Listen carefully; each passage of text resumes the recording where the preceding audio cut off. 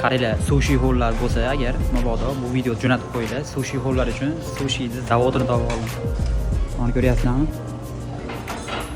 Baliq mahsulotlarini kimdir yoqtirsa, bemalol yesa bo'ladi. Bo'kkuncha sushi yesa bo'lar ekan bu yerda. Xohlagancha olib, pasta tovoqlar bor. Bemalol olib turib, maza qilib yesanglar bo'ladi.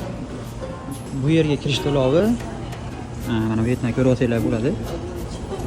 Mana shu yerda mana to'lovlar. Bu yerda yana nima bor? Bu yerda har xil desert uchun shirinliklar ko'rayotgan bo'lsanglar, mana va undan tashqari bu yoqda ham sho'rva, bu yerda baliq mahsulotlari yana sho'rva shunga o'xshagan. Mana bu yerda vafli bemalol qilib turib tayyorlasanglar ham bo'ladi. Bu yerda biz yeydigan cheji pitsa ham bor ekan. Ustiga mang'izlari bilan, bodomlari bilan. Bu yerda yana shunga o'xshagan mahsulotlar. Mana bitta ham yesa bo'ladigan narsalar bor ekan. Biz yemadik bularni. O'zi shundoq ham ko'pgina narsa olgan ekanmiz, ancha toshib qoldi. Eng qiziq joyi, Mamut qaranglar, mog'ringlar, mana shokolad oqib turishligini. Nima deyapti akalar? Qolgan ice creamimizga bilan shokolad qo'yamiz hozir. Chiroyli.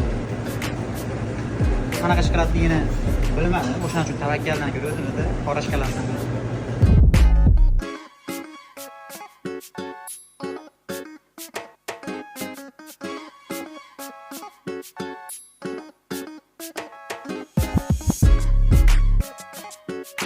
Zaten endi deb ko'rib bilamiz. Hozir deb ko'ramiz. Shokolad tushiga qatib qoldi.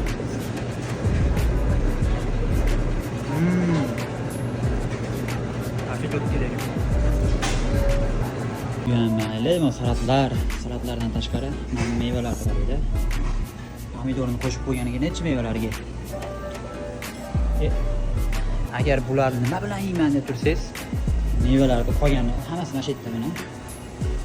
Va undan tashqari kofedan tortib suv, oddiy suv, bu yerga kola, fanta va juslargacha bor.